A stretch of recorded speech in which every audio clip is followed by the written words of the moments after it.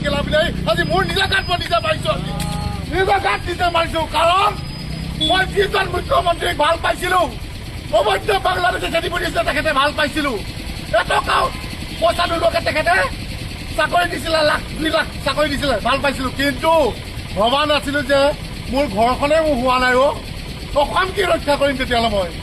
মই তেতিয়াহ'লে বাংলাদেশে খেদিম যদি মই ঘৰখনো আজি মই বচাব হস্পিটেলখন বচাব নোৱাৰিলো সমষ্টি বচাব নোৱাৰিলো 6.5 বছৰ দিন কেছ খেলিলো আন্দোলনত যেতিয়া একো কৰিব নোৱাৰিলো কেছ খেলি থাকিলো জনতাৰ আশা ভাঙি যায় স্বপ্নবোৰ সৰি যায় মানুহৰ মনত দুখেই জাগে মান ৰাজনীতি কৰিব নালাগে কথাৰে আগুন জ্বলাই লাভ নাই ভালপোৱা থকাই শক্তি ভাই দল বদল কৰি লাভ কি হায় শেষত জনতাৰ বিশ্বাস ক্ষয় সেৱাৰ নামত স্বাৰ্থ লুকাই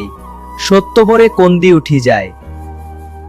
ই ৰাজনীতিৰ মূল্য নাই সেই পথ এৰি আগবাঢ়াই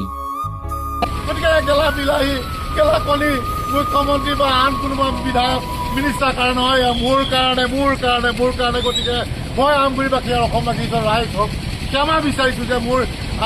অসম কি ৰক্ষা কৰিম মই কিন্তু আমগুৰি আজি সমষ্টিৰ কাৰণে মই একো ৰক্ষা কৰিব পৰা নাই মই হস্পিটেলখন আজি ৰক্ষা কৰিব পৰা নাই